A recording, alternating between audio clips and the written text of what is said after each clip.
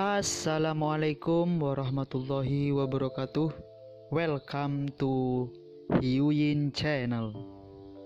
Seperti biasa, Mimin akan menceritakan kisah kepahlawanan Chu Xingyun dalam anime Spirit Sword Sofrek. Selamat menyaksikan. Waktu berlalu dengan cepat. Akhirnya, babak baru medan perang yang runtuh terbuka. Zhu Hengyu sangat menantikan untuk memasuki keruntuhan tingkat kedua. Zhu Hengyu belum memasuki medan perang runtuh tingkat kedua selama 2 bulan berturut-turut. Salah satunya adalah bertemu Zhang Chunhua di Battlefield of Flames. Kedua kalinya, untuk menghancurkan medan perang di level 1, melindungi dan membimbing Dutian dan Hao Tian.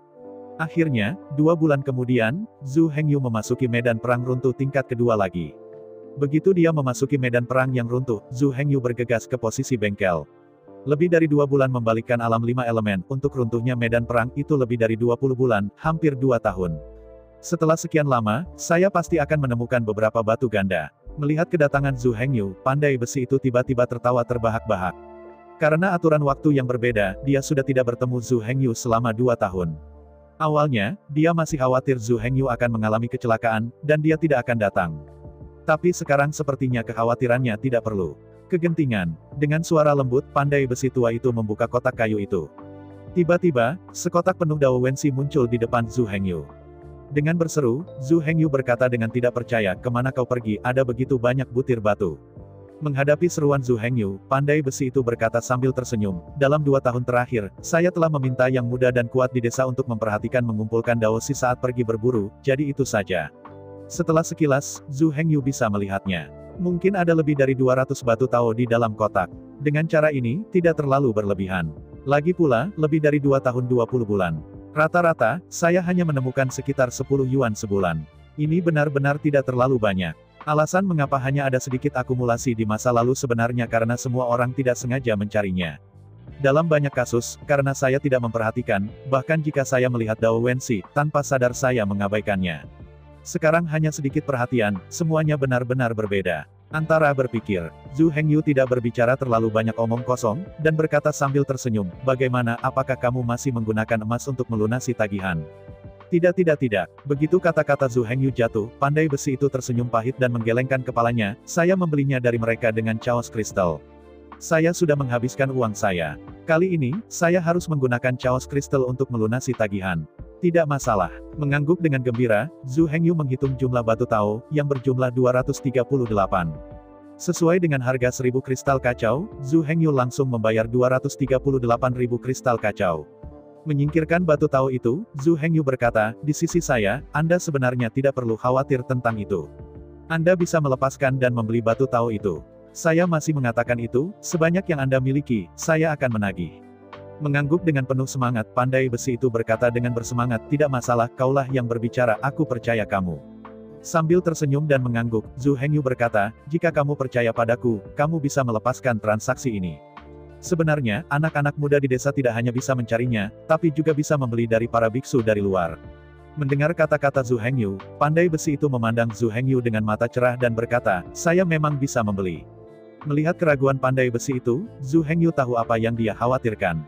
Begitu biksu asing dibeli, jumlah batu yang bisa didapat terlalu banyak. Orang yang tidak hati-hati bisa membeli 1000 atau 800. Jika ini dihancurkan di tangan Anda, itu akan sepenuhnya selesai. Adapun Zhu Hengyu, mengapa dia tidak membelinya sendiri? Alasannya sudah dikatakan sebelumnya. Desa itu terlalu kecil, dan setiap rumah memiliki penghuni. Apalagi biksu asing dilarang mendirikan warung dan berbisnis di sini. Jika tidak, bukankah itu akan merampas pekerjaan penduduk desa? Adapun, pergi ke alam liar untuk mendirikan warung. Itu hanya mencari kematian. Dengan uang dalam jumlah besar, mendirikan kios di luar, bukankah itu memaksa semua orang untuk mengambilnya? Kecuali Zhu Hengyu berpikir bahwa dunia ini tidak terkalahkan. Jika tidak, dia tidak akan pernah berani melakukan ini. Dan yang terpenting, adalah masalah kepercayaan. Jika Anda mengatakan terima, akankah orang mencarinya? Siapa tahu, akuisisi Anda stabil dan tidak stabil. Keluarga orang lain telah menghabiskan begitu banyak usaha dan menemukan sejumlah besar batu Tao. Tapi pada akhirnya, tidak ada orang untukmu. Orang-orang telah mengumpulkan begitu banyak baris batu sehingga mereka tidak dapat menggunakannya. Bukankah itu akan membuang-buang tenaga? Hanya ketika pandai besi maju untuk membeli dapat menyelesaikan masalah kepercayaan. Fakta membuktikan bahwa sejak sejarah, penduduk desa di desa ini tidak pernah menipu siapapun. Kredibilitas mereka telah diverifikasi oleh sejarah. Sambil berpikir, Zhu Hengyu mengeluarkan 3 kantong kulit binatang dan meletakkannya di depan pandai besi. Melihat pandai besi sambil tersenyum, Zhu Hengyu berkata, ini adalah kristal 300.000 kekacauan. Tidak. Menghadapi pendekatan Zhu Hengyu, pandai besi itu dengan penuh semangat melambaikan tangannya, tidak, aku benar-benar tidak bisa.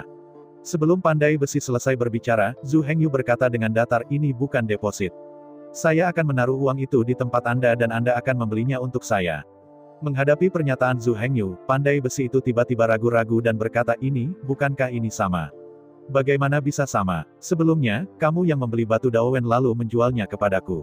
Tapi sekarang, kamu yang membeli alih-alih aku. Untuk setiap pembelian aku akan memberimu 400 kristal kacau. Bagaimana menurutmu? Ya, mendengar kata-kata Zhu Hengyu, pandai besi itu mengerutkan kening dan berpikir.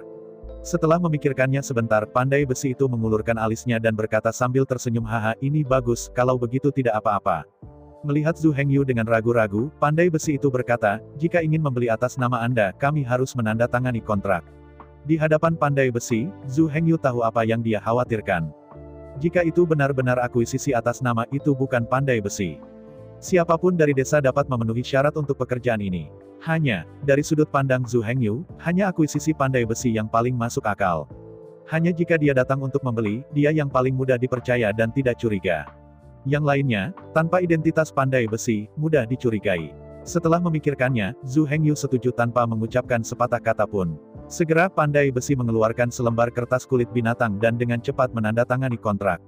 Pandai besi tua, atas undangan Zhu Hengyu, membeli batu Tao atas namanya.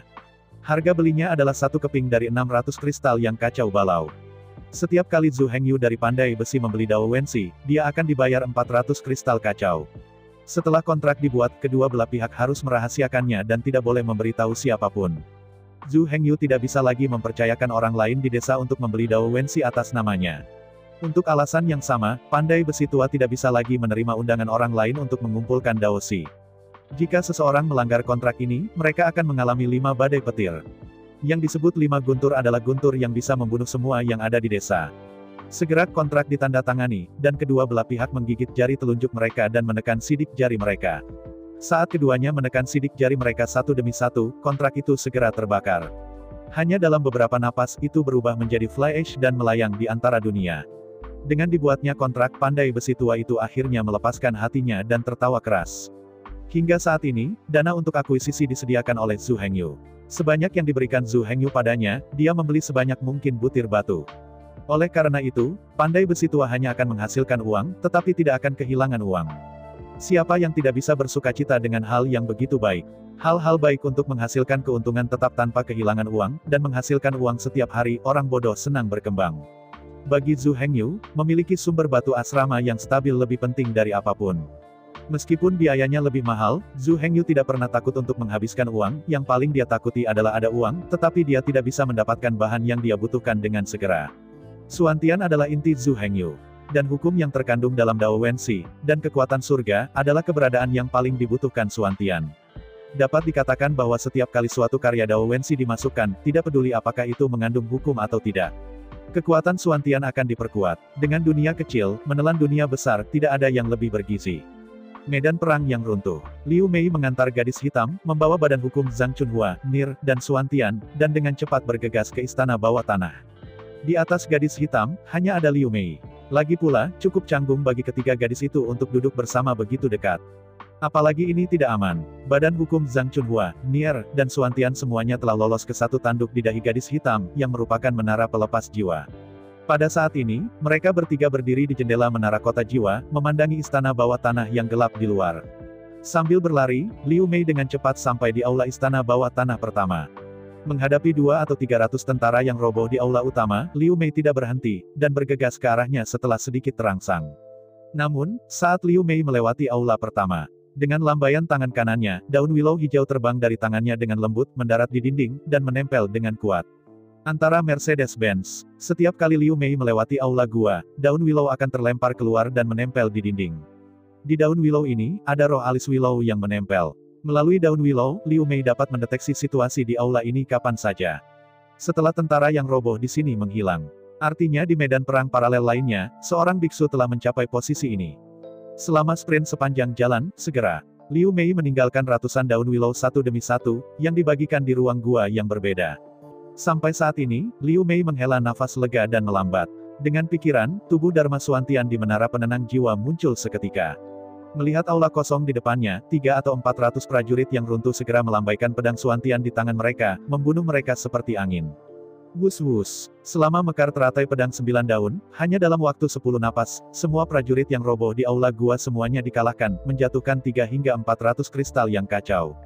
Tanpa memerlukan perintah apapun, Badan Hukum Suantian langsung mengumpulkan kristal-kristal yang kacau ini ke dalam Suantian dengan lambaian tangan kanannya. Namun, menurut pengaturan Zhu Hengyu, kristal yang kacau ini digunakan untuk membeli batu berlipat ganda dan tidak dapat diserap. Bagaimanapun, di dalam Suantian, sekarang ada 5 atau 6 inti bintang yang dikosongkan. Tidak peduli seberapa banyak chaos kristal dimurnikan, tidak ada chaos sword dan chaos armor dapat diperbaiki. Setelah melepaskan Badan Hukum Suantian, Liu Mei tidak berhenti, dan bergegas menuju aula tengah istana bawah tanah yang runtuh dengan kecepatan penuh. Adapun Badan Hukum Suantian, dia terus tinggal di sini, memenggal semua tentara yang roboh di sepanjang jalan. Berburu kristalisasi kekacauan dengan segenap kekuatan Anda. Belum lagi, bagaimana Badan Hukum Suantian menghancurkan dan membunuh tentara di sepanjang jalan. Sisi lain, Liu Mei mengantar gadis kulit hitam itu dan berlari sampai ke aula tengah istana bawah tanah Beng Huai. Melihat puluhan ribu prajurit yang roboh dan prajurit yang roboh di tengah, Liu Mei tertawa dan menamparkan punggung gadis kulit hitam itu, langsung melancarkan serangan mematikan. Melihat sekeliling, satu tanduk di dahi Gelhei langsung berubah menjadi cahaya spiral ungu dan ditembakkan ke arah jenderal yang roboh itu. Meskipun menara penindas jiwa dihancurkan ke udara oleh jenderal perang yang roboh. Tapi saat berikutnya, menara kebangkitan jiwa akan bangkit tertiup angin. Selain itu, bagian bawah menara jiwa-jiwa telah menghasilkan daya tarik yang tak terbatas. Dalam sekejap Panglima Perang yang roboh ditahan di menara. Tiba-tiba ditahan di menara, Panglima Perang yang roboh itu tiba-tiba meledak dengan raungan keras, mencoba memanggil tentara yang roboh di sekitar untuk datang melindunginya. Sangat disayangkan bahwa dinding menara kebangkitan jiwa menghalangi tentara yang roboh di luar. Bahkan jika Panglima Perang yang roboh itu meneriakkan tenggorokannya, dia tidak bisa dipanggil untuk menyelamatkan para prajurit. Tapi saat ini, di bawah kendali Liu Mei, di dinding menara kebangkitan jiwa, 8 portal dibuka pada saat bersamaan. Menara jiwa, segi 8. Di setiap sisi, terdapat pintu masuk ke menara. Tapi biasanya, portal ini ditutup. Sangat sulit untuk membukanya jika Anda tidak membukanya secara aktif. Tapi sekarang, Liu Mei berinisiatif membuka 8 pintu ini. Di bawah pandangan semua orang, di aula tengah puluhan ribu tentara yang roboh, seperti air pasang, bergegas menuju menara pengontrol jiwa. Ruang di dalam menara jiwa berdiameter 50 hingga 60 meter. Itu bisa menampung 10.000 tentara. Perlu disebutkan bahwa ruang di menara pelepas jiwa dapat disesuaikan. Jika direduksi secara ekstrim, itu hanya satu tanduk. Jika Anda memperbesar secara ekstrim, ruang di dalam menara bisa diperbesar hingga ke area dengan diameter 100 meter. Dengan prajurit yang rusak terakhir memasuki menara, Liu Mei mengantar gadis hitam dan bergegas ke aula tengah. Ketika Liu Mei dan Hei Mei hanya berjarak sekitar 100 meter dari menara Zhenhun. Cahaya ungu menyala, Liu Mei dan gadis hitam menghilang pada saat bersamaan. Ketika dia muncul lagi, dia sudah berada di lantai 9 menara supresi jiwa. Melihat wajah bersemangat Zhang Chunhua dan Nir, yang sudah menunggu di sana, Liu Mei tersenyum dan berkata, "Ayo mulai." Ya, ketiga gadis itu mengangguk pada saat bersamaan, lalu, ketiga wanita itu menutup mata mereka hampir pada saat yang bersamaan, diam-diam memulai sesuatu. Pada waktu bersamaan, lantai pertama menara jiwa, ledakan, dalam suara siulan yang keras, nyala api melompat dari tanah. Di seluruh aula, puluhan ribu pejuang yang roboh dan prajurit yang roboh semuanya terselubung di dalamnya. Kakak, di tengah suara dentang yang keras, semua prajurit dan jenderal yang roboh memiliki suara yang tajam di tubuh mereka pada saat yang bersamaan. Hampir pada saat yang sama, mereka disambar api secara bersamaan. Namun, kerusakan semacam ini masih terlalu kecil dan tidak signifikan bagi prajurit runtuh. Sakit ini, bagi mereka, hampir menggelitik. Paling banyak itu menggores lapisan kulit berminyak. Meskipun nyala api menyala berderak, kerusakan sebenarnya tidak besar. Hanya saat ini, dalam suara angin yang pahit, hawa dingin sedingin es jatuh dari langit yang tercurah di lantai pertama menara rehabilitasi jiwa. Klik, dalam dentang kekerasan. Di atas semua tubuh tentara dan Jenderal Beng Hui, terdengar suara dentang keras lagi. Jelas ini adalah pukulan bagi mereka yang disebabkan oleh kekuatan es. Klik klik klik. Lalu saat berikutnya, api yin bulan yang sebenarnya dan air matahari yang sebenarnya berada di bawah pengaruh langsung. Dalam sekejap tubuh semua prajurit dan jenderal yang roboh bergetar hebat. Dalam waktu kurang dari waktu, semua pejuang Benghui dan Panglima Perang Benghui mengalami 9 guncangan berturut-turut. Benarkah? Itu benar, api Taiyin yang asli, yang bertemu dengan air matahari yang sebenarnya, langsung membentuk badai es dan api. 9 luka berturut-turut meletus dalam sekejap. Ini belum berakhir. Awalnya, setelah 1 kali wabah, badai es dan api ini akan menghilang. Tapi saat ini, hujan cahaya hijau Zamrud menyebar dari kehampaan. Hujan hijau Zamrud menghujani puluhan ribu tentara dan jenderal yang roboh. Ini adalah tabrakan antara ciptaan dan kehancuran. Ini adalah konfrontasi antara hidup dan mati. Dalam sekejap puluhan ribu tentara dan jenderal tumbang, dan tubuh mereka bergetar hebat. Menderita kritik 10 kali. 10 kali kritik, apakah itu sudah berakhir? Di antara kelima elemen tersebut, air dapat menghasilkan kayu. Di bawah matahari Nir, kekuatan peremajaan yang dilepaskan oleh Liu Mei menyebar secara instan. Vitalitas peremajaan meningkat hampir 2 kali lipat dalam sekejap. Ledakan. Dalam raungan sengit, puluhan ribu tentara dan jenderal tumbang, dan pada saat yang sama mereka menderita kritikan 10 kali lipat setelah kekuatannya digandakan. Apakah ini sudah berakhir? Tidak. Di antara kelima elemen tersebut, air memang bisa menumbuhkan kayu. Tapi kayu juga bisa membuat api. Dengan kekuatan peremajaan elemen kayu Liu Mei, itu menjadi 2 kali lipat. Di saat berikutnya, api Yin Bulan yang sebenarnya dilepaskan oleh Zhang Chunhua langsung menyebar. Dalam sekejap, api Taiyin yang sebenarnya langsung menyalakan semua kekuatan peremajaan. Gemuruh. Dengan kekerasan, bahkan seluruh menara penekan jiwa berguncang dengan raungannya. Puluhan ribu tentara dan pejuang dihancurkan, dan mereka menderita kritik api yang ganas. Sejauh ini, pemboman babak pertama telah berakhir. Namun, Liu Mei, Nier, dan Zhang Chunhua tidak berhenti di situ di lantai 9 menara kota jiwa. Duduk di inti formasi Jiugong Bagua di lantai 9 menara Zhenhun. Di bawah upaya bersama ketiganya, guncangan energi terus dilepaskan. Pada saat api Zhang Chunhua yang sangat gelap dan nyata meledak, Nier duduk di inti formasi 9 istana Bagua, dan sekali lagi melepaskan sepotong air matahari melalui formasi besar. Kekuatan es biru es turun dari langit, setelah menyebabkan kerusakan besar pada puluhan ribu tentara dan tentara yang roboh. Dalam sekejap, nyala api Zhang Chunhua mencekiknya dengan semburan es dan api yang hiruk-pikuk. Setelah itu, kekuatan peremajaan Liu Mei diturunkan lagi, dan setelah menyebabkan cedera, dia berangkat lagi untuk 5 elemen untuk beregenerasi. Setelah kekuatan peremajaan melonjak lagi, setelah puluhan ribu tentara dan panglima perang yang runtuh diberikan kritik 10 kali lipat. Itu meledakkan api asli Zhang Chunhua lagi. Ini adalah putaran tak terbatas. Meskipun Liu Mei, Zhang Chunhua, dan Nier masih sangat lemah. Jika Anda membiarkan mereka menghadapi musuh sendirian, bahkan jika puluhan ribu tentara dan panglima perang yang tumbang tidak memiliki kemampuan untuk pulih, sulit bagi mereka untuk membunuh mereka. Saya khawatir jika Anda tidak memakainya selama beberapa hari atau malam, pihak lain bahkan tidak akan bisa menghilangkan kulitnya.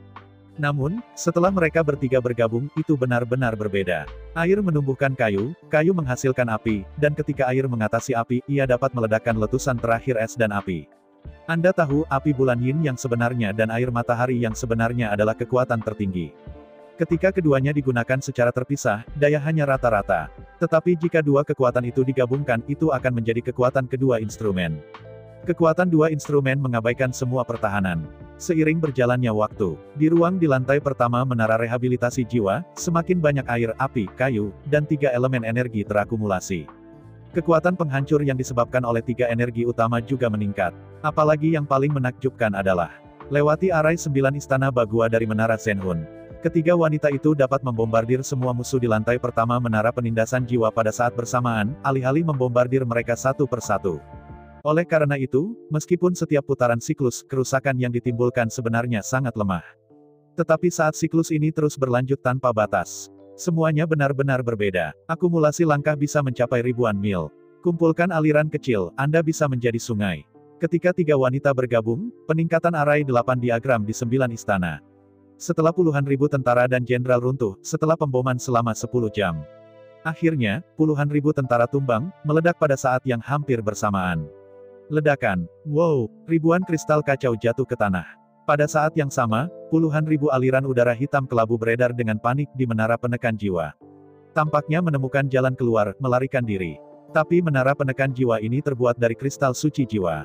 Efek terbesarnya adalah menekan jiwa. Begitu berada di dalam menara kota jiwa, jiwa tidak bisa lagi melarikan diri. Ledakan. Wow, saya melihat puluhan ribu aliran udara, dan langsung meledak ke udara, berubah menjadi aliran udara abu-abu kehitaman, dan masuk ke dinding menara. Wow, melihat pemandangan ini, Liu Mei, Nier, dan Zhang Chunhua di lantai atas menara kota jiwa bersorak serempak. Benar saja, mereka juga berguna. Bersama-sama, mereka juga bisa membunuh prajurit runtuh. Dan pembunuhan ini telah membunuh puluhan ribu tentara yang tumbang. Meski butuh lebih dari 10 jam untuk akhirnya membunuh puluhan ribu prajurit yang tumbang. Namun, ini adalah bonus. Ketiga gadis ini sekarang menjadi orang suci Suantian.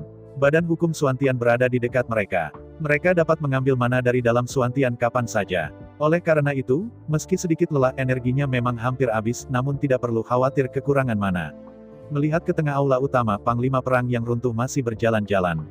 Pejuang perang yang roboh ini hanya kehilangan kurang dari 1/10 hidupnya. Setelah istirahat singkat, Liu Mei melepaskan teknik peremajaan, memulihkan ketiga orang itu ke puncaknya. Lalu dia tertidur. Ketika saya bangun, hari berikutnya sudah siang. Liu Mei berkata, kalian berdua istirahat di sini dulu, aku akan datang saat aku pergi. Setelah berbicara, Liu Mei menaiki gadis hitam dan meninggalkan menara penekan jiwa untuk pertama kalinya. Selanjutnya, Liu Mei mengendarai gadis hitam dan pergi ke alun-alun di sebelah barat aula tengah untuk membuat lingkaran. Berbalik saat ini, puluhan ribu tentara yang roboh sekali lagi tertarik. Selanjutnya, proses yang sama dilakukan lagi. Ada 8 kotak di sekitar aula tengah. Mereka berada di timur, barat, selatan, utara, dan tenggara, timur laut, barat daya, barat laut, dan 8 kotak utama. Selain 8 alun-alun utama ini, ada 4 kamp militer utama. Mereka adalah 4 barak utama. Di dalam 4 barak utama, ada total 400.000 tentara yang roboh. Di seluruh istana bawah tanah Benghuai terdapat jutaan tentara Benghuai, setengahnya ditempatkan di sekitar alun-alun. Pada saat ini, Badan Hukum Suantian berada di dalam gerbang kamp militer, membunuh dengan panik.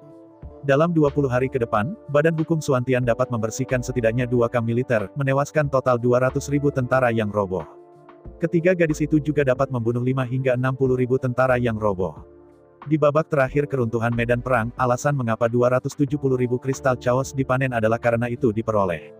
Namun, di babak ini, ketiga gadis itu bekerja keras untuk meningkatkan hasil panen mereka menjadi 300.000. Meskipun ini akan melelahkan, ini untuk Zhu Hengyu, untuk Suantian, untuk diri mereka sendiri, dan untuk semua orang. Tidak peduli seberapa pahit dan lelahnya mereka rela melakukannya. Sebagai orang suci Suantian, tugas terbesar mereka adalah membangun Suantian. Semakin kuat Suantian, semakin kuat kekuatan mereka. Selain itu, Liu Mei, Nier, dan Chunhua berbeda dari Dutian dan Haotian. Zhu Hengyu adalah segalanya bagi mereka. Mereka tidak meminta imbalan apapun untuk melakukan sesuatu untuk Zhu Hengyu. Bahkan jika mereka membutuhkannya, mereka tidak segan-segan mengorbankan nyawa mereka. Mereka tidak mengambil kristal yang kacau itu. Nier tidak mau banyak bicara, sumber airnya hanya perlu makan lebih banyak teratai salju dan buah teratai salju. Liu Mei tidak perlu berkata apa-apa lagi, setiap 3 tahun dia pergi ke medan perang Qingmu untuk memanen gelombang, yang hanya menghasilkan 1 miliar kayu. Zhu Hengyu memberinya poin acak, yang akan cukup baginya untuk menyerap lebih dari 10 tahun. Adapun Zhang Chunhua, di medan pertempuran api di mana dia berada, Zhu Hengyu telah membangun menara api penyucian. Saat serigala api dan harimau api menyerang kota, Tower of Purgatory akan melepaskan bola api lava, membombardir serigala api dan harimau api. Kekuatan sumber api yang diperoleh dari berburu disimpan di Tower of Purgatory. Dengan bantuan Zhu Hengyu, Zhang Chunhua telah mengintegrasikan 9 gangguan ke dalam menara api penyucian. Meskipun gangguan memiliki kemampuan dan kecerdasan yang terbatas, pada kenyataannya tidak diperlukan kecerdasan dan kemampuan. Selama Anda melihat serigala api dan harimau api menyerang kota, lepaskan bola api lahar. Setiap orang bodoh dapat melakukan pekerjaan ini. Di menara api penyucian, lebih dari 1 miliar sumber api telah terkumpul. Ketika Zhu Hengyu pergi ke Battlefield of Flames bulan lalu, dia telah menyerap semuanya. Semua seutuhnya. Apakah itu Liu Mei atau Nier, bahkan Zhang Chunhua termasuk. Mereka tidak membutuhkan Yuan Li. Tentu saja, ini tidak berarti bahwa Dutian dan Haotian secara moral korup dan tamak. Intinya, sumber emas dan bumi terlalu langka. Jika mereka ingin tumbuh dengan cepat, mereka harus menarik sumber tenaga dari kristalisasi yang kacau balau. Belum lagi, bagaimana ketiga wanita itu bekerja sama untuk mencekik para prajurit yang roboh itu. Sisi lain, setelah Zhu Hengyu menandatangani kontrak dengan Pandai Besi, dia dengan senang hati menyingkirkan semua batu Tao. Adapun apakah ada kekuatan hukum di batu Daowen ini, Zhu Hengyu tidak lagi peduli. Jika itu akan digunakan pada Zhu Hengyu, maka Zhu Hengyu benar-benar ingin memurnikan darahnya. Tetapi jika digunakan oleh Suantian, buang saja langsung ke dalam Chaos Vortex, tanpa pemurnian darah sama sekali. Sekarang, meskipun badan hukum Suantian tidak berada di sisi Zhu Hengyu, ada jalan jiwa antara jam kuno hitam dan jiwa Zhu Hengyu. Saluran jiwa ini hanya muncul setelah Zhu Hengyu menjadi penguasa Suantian. Awalnya, ini hanyalah rantai jiwa. Tidak sampai Zhu Hengyu menjadi orang suci di surga, dan rantai jiwa antara satu sama lain berkembang menjadi saluran jiwa. Namun, perlu disebutkan, meskipun mereka adalah orang suci surgawi yang sama dari Suantian, tetapi Dutian, Haotian, Liu Mei, Nir, dan Zhang Chunhua masih hanya berupa rantai jiwa, bukan saluran jiwa. Alasan mendasarnya adalah bahwa Zhu Hengyu sudah menjadi orang bijak. Suantian sangat kecil, sangat mandul dan sederhana. Oleh karena itu, Zhu Hengyu sepenuhnya memenuhi syarat untuk menjadi orang suci surgawi, dan telah membuka sebagian besar hukum surgawi. Dan 5 orang lainnya, tidak peduli wilayah atau kekuatan mereka, jaraknya terlalu jauh. Mereka seperti 5 semut, bahkan jika dia melompat ke penutup kereta, dia tidak bisa menariknya sama sekali untuk saat ini. Mengikuti perjalanan jiwa, Zhu Hengyu mengirim lebih dari 200 batu Dao Print ke pusaran kacau badan hukum Suantian. Sejauh ini, kekuatan Dao surga di dalam Suantian telah meningkat menjadi 740. Badan hukum Suantian dapat terus melepaskan 740 lotus pedang berdaun 9, dan kekuatan penghancurnya telah meningkat secara dramatis.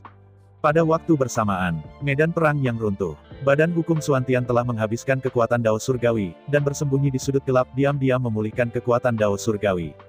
Tetapi saat berikutnya, dengan lebih dari 200 Dao Wensi dengan cepat membusuk. Tubuh Suantian Dharma memiliki lebih dari 200 kekuatan surgawi yang luar biasa. Dalam sekejap tubuhnya, badan hukum Suantian muncul dari sudut gelap. Wus-wus. Dalam sekejap, teratai pedang 9 daun mekar dari komunitas tentara yang roboh. Desir. Saat bunga pedang bermekaran, tentara yang roboh itu jatuh sepotong demi sepotong. Sayang satu-satunya adalah, di tubuh badan hukum Suantian, hanya 40 pedang keruntuhan yang dibudidayakan. Oleh karena itu, daya rusaknya masih agak rendah. Dibutuhkan 25 pedang untuk membunuh tentara yang roboh di suatu daerah. Namun, hal terkuat tentang badan hukum Suantian adalah mereka tidak lelah. Dalam proses pemancungan sepanjang jalan, sampai kekuatan surga habis, dia akan bersembunyi dan memulihkan kekuatan surga. Oleh karena itu, untuk Zhu Hengyu, hal yang paling mendesak sekarang adalah mendapatkan sejumlah besar pedang patah, armor patah, kristal kekacauan, dan batu Dao. Ini semua adalah bahan penting yang dapat meningkatkan kekuatan tempur badan hukum Suantian. Sayangnya, di antara bahan-bahan ini, selain batu Daowen, semua sumber daya lainnya dibutuhkan. Adapun Dao Stone, itu juga perlu diakuisisi dengan kristalisasi kekacauan. Pedang disintegrasi, armor disintegrasi, dan Crystal of Chaos adalah inti dari seluruh medan perang disintegrasi, di mana kekuatan utama berjuang untuk kepentingan mereka. Setelah Zhu Hengyu menyingkirkan batu Tao itu, dia berbalik dan berjalan menuju pintu masuk desa.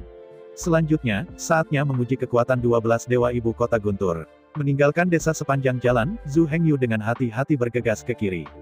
Seperempat jam kemudian, di sudut sebuah tiang gunung, Zhu Hengyu menemukan seorang prajurit yang roboh yang kehilangan perintahnya. Zhu Hengyu segera mengeluarkan staf petir dari gelang Ice Emperor. Staf petir ini dapat meningkatkan kekuatan mantra petir 3 kali. Untuk saat ini adalah staf petir terbaik Zhu Hengyu. Dari segi mantra petir saja, tongkat petir ini tidak kalah dengan Trisula perak cerah. Hanya, Trisula perak cerah dapat memperkuat semua mantra. Tapi staf petir ini hanya dapat meningkatkan mantra petir.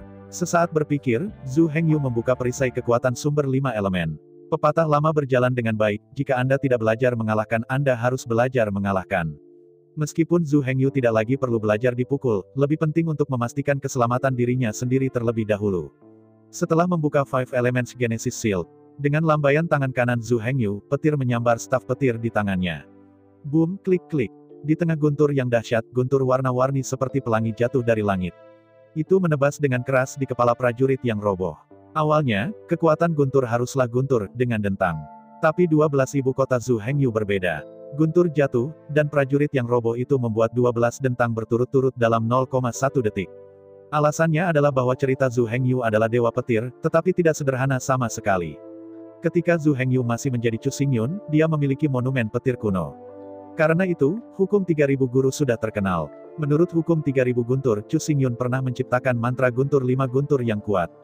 Tentu saja, Chu Xingyun asli dibatasi oleh budidayanya, dan hanya bisa membuat 5 thunders yang diperoleh. Kelima guntur ini sedang menggelegar, didorong oleh kekuatan 5 elemen. Setiap guntur memiliki karakteristik yang berbeda. Urutan peluncuran setiap guntur berbeda. Mereka, emas menghasilkan air, air menghasilkan kayu, kayu menghasilkan api, dan api menghasilkan ranjau bumi-bumi. Emas asli, emas menghasilkan air, kayu menghasilkan api-api dan guntur. Kayu menghasilkan api, api menghasilkan tanah, emas asli, emas menghasilkan ranjau air. Kayu yang terlahir di air, kayu yang menghasilkan api, tanah yang menghasilkan api, emas asli Jinlei. Tanah yang lahir dari api, emas asli, suara emas dan air, kayu akuatik mulai. Menurut prinsip pertumbuhan antar 5 elemen, sumber dari 5 elemen tumbuh lapis demi lapis, ditumpangkan. Menimbulkan 1, 2, 3, 4, dan 5 pemboman secara total. Kelima guntur berjumlah 75 pemboman. Dan, di antara 12 ibu kota Dewa Petir, ada lebih dari sekadar kekuatan sumber 5 elemen. Setiap guntur mengandung energi, kekuatan spiritual, kekuatan gaib, kekuatan pikiran, kekuatan guntur, kekuatan Sylphine, kekuatan api penyucian, 7 energi ini. 5 guntur menyebabkan total 35 pemboman. 75 ditambah 35 total 100 pemboman. Setelah dikurangi konversi awal dan akhir retrospektif, tidak ada salahnya target. Totalnya 108 pemboman berturut-turut. Oleh karena itu, ketika guntur Dewa 5 warna jatuh, itu adalah pemboman 108 kali berturut-turut. Sekarang, apa yang ingin diuji Zhu Hengyu adalah seberapa kuat 108 pemboman itu. Bahkan jangan melihat salah satu Dewa Rainei, itu berisi 108 pemboman.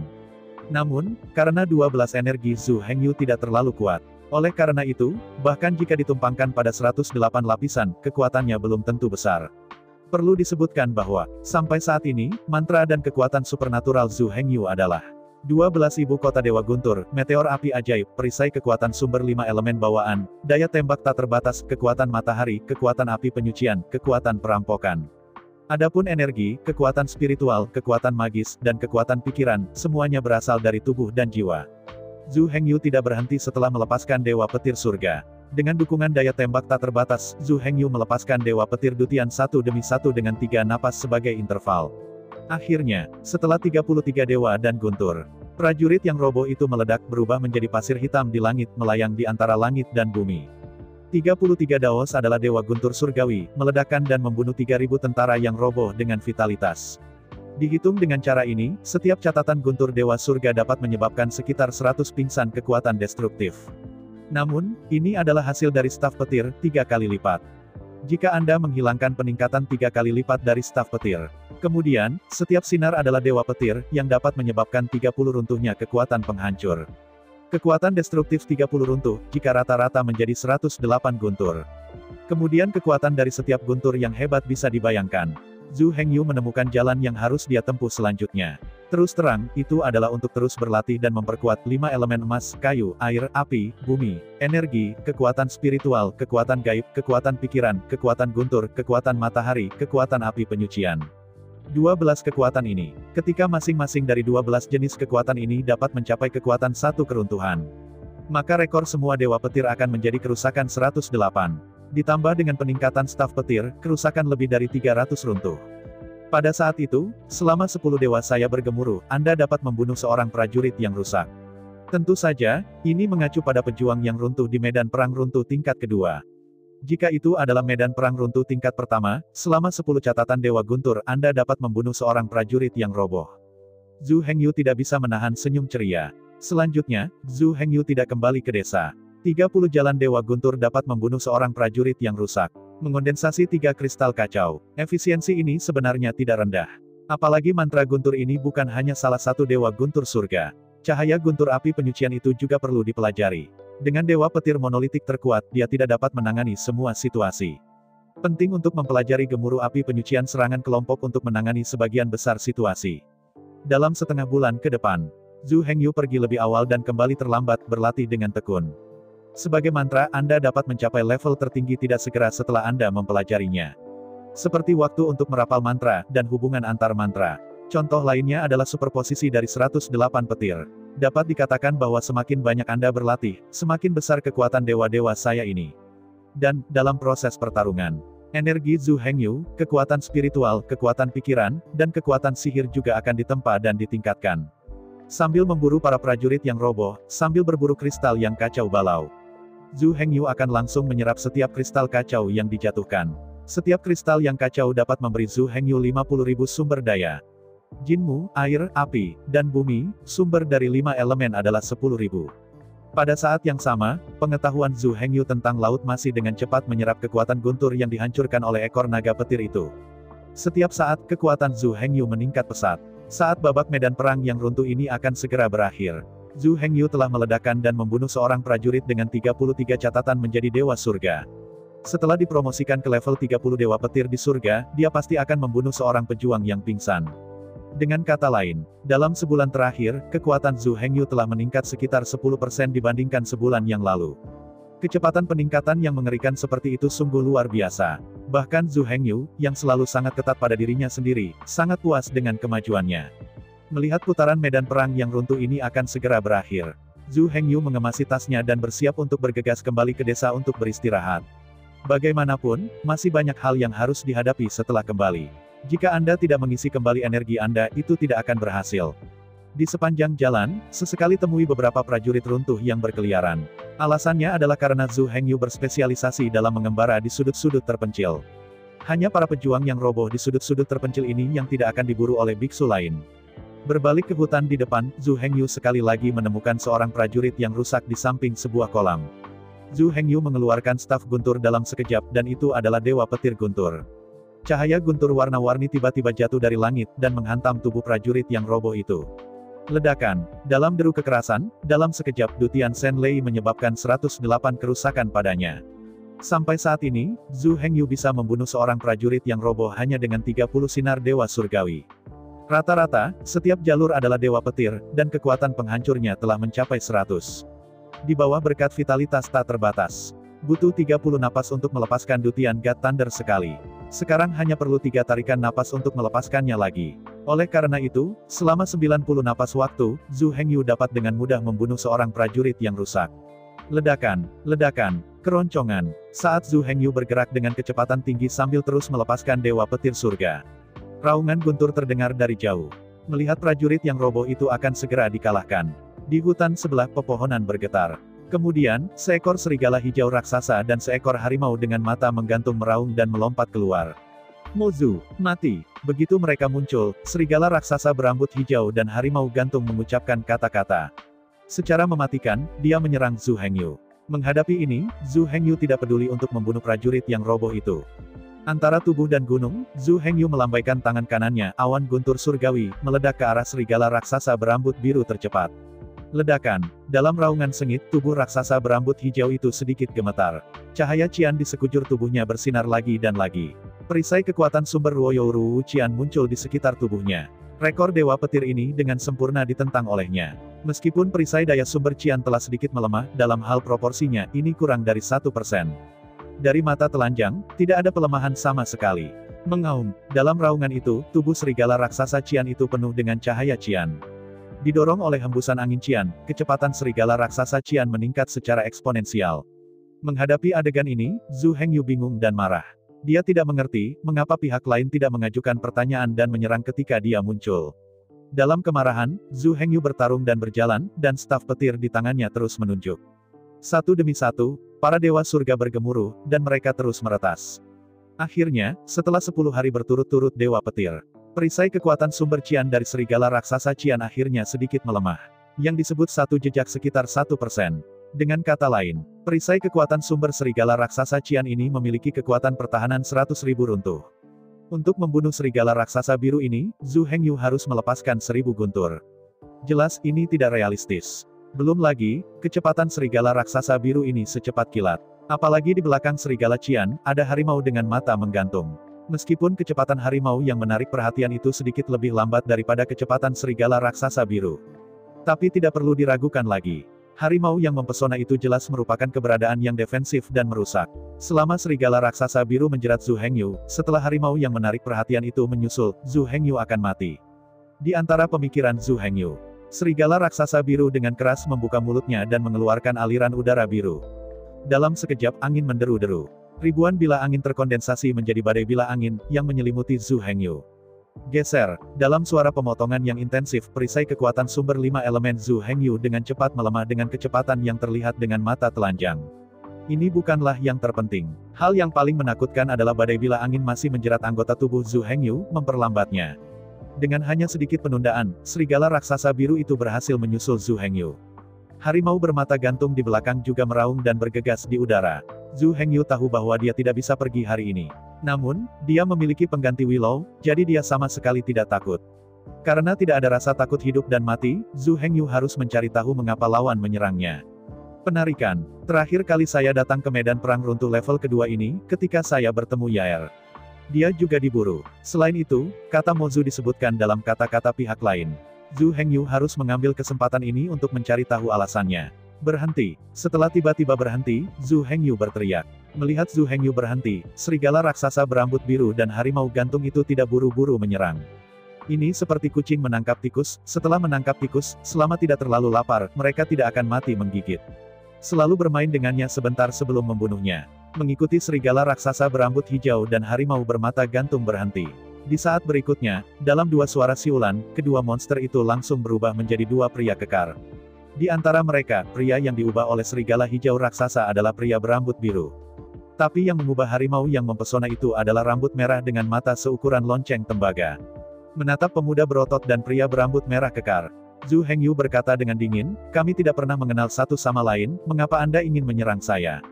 Menghadapi pertanyaan Zhu Hengyu, Biksu King Fat dengan dingin mendengus, aturan tak terucapkan dari runtuhnya medan perang adalah membunuh semua sisa iblis dan tidak pernah memberi kesempatan pada iblis untuk bangkit kembali. Medan perang yang runtuh ini, di alam yang sama, para biksu dari ras iblis memiliki akses terbatas, kata biksu merah itu. Oleh karena itu, untuk menghindari iblis mendominasi medan perang, semua biksu iblis yang muncul di medan perang runtuh akan dikelilingi oleh semua orang. Dengarkan apa yang dikatakan orang lain. Dalam sekejap, Zhu Hengyu mengerti alasannya. Terus terang, di dalam tubuh ras iblis, ada energi iblis. Lebih mudah untuk dikenali dan diterima oleh keinginan untuk meruntuhkan medan perang. Selain itu, setelah demonisasi dilakukan, kekuatan pembudidaya klan iblis memang lebih kuat daripada pembudidaya lain dengan tingkat yang sama dengan seluruh peringkat. Dalam hati Zhu Hengyu, dia marah dan sedih. Marah adalah, sebagai Demon Ancestor, Demon Rache ini dibangun olehnya. Ratusan juta orang ras iblis dilindungi olehnya. Sekarang, para beku dari semua ras sedang berburu dan membunuh iblis dengan tidak bermoral, jadi bagaimana mereka masih bisa menempatkan dia sebagai leluhur iblis di hati mereka? Dari sudut pandang Zhu Hengyu, ini tidak berbeda dengan memukuli dan memarahi anak-anaknya. Terlebih lagi, ini bukan lagi soal pemukulan dan cacian, melainkan diperlakukan seperti babi dan domba dan disembelih dengan tidak bermoral. Dengan sedih, dalam puluhan ribu tahun terakhir, saya tidak tahu berapa banyak biksu iblis yang telah dibantai. Pantas, setan akan menurun seperti ini, dan menurun sampai titik ini. Di masa lalu, Zhu Hengyu hanya mengira itu karena iblis tidak bersatu. Tapi sekarang tampaknya akar penyebabnya adalah bahwa biksu teratas dari ras iblis dipotong sampai mati.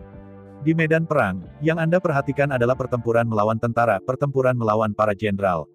Jika tidak ada master yang cukup kuat, biarkan Zhu Hengyu terus meluncurkan meteor ajaib. Bahkan jika lawan memiliki lebih banyak tentara, berapa kali mereka bisa bertahan dari pemboman tanpa pandang bulu. Zhu Hengyu baru saja memanfaatkan ini. Yao Su segera memanggil dua Raja Iblis Selang Emas dari medan perang yang runtuh. Dalam pertarungan itu, Zhu Hengyu hampir kalah. Sepanjang waktu, Zhu Hengyu berkeliaran di sekitar medan perang keruntuhan tingkat pertama. Di sana, tidak ada biksu dari ras lain di sana. Kemudian, meskipun medan perang runtuh tingkat kedua datang, pada dasarnya, Zhu Hengyu tidak bisa meninggalkan desa. Setelah akhirnya pacaran, aku bertemu Yair. Sekarang, Zhu Hengyu ini keluar dari desa untuk kedua kalinya. Karena mereka keluar terlambat dan jalan yang mereka pilih sangat terpencil. Oleh karena itu, dia belum bertemu dengan biksu dari ras lain. Namun kini, ketika Zhu Hengyu mencoba kembali ke desa untuk beristirahat. Tetapi mereka bertemu dengan serigala hijau dan harimau yang juga ingin kembali ke desa untuk beristirahat. Ibu kota Zhu Hengyu berada dalam guntur para dewa, yang mengandung kekuatan magis. Oleh karena itu, meski jaraknya jauh, lawan dapat dengan jelas merasakan fluktuasi kekerasan energi sihir. Hal ini menyebabkan dua kemampuan hebat ras iblis ini. Setelah menghela nafas panjang, Zhu Hengyu tahu bahwa sekarang dia bukanlah lawan dari pihak lain.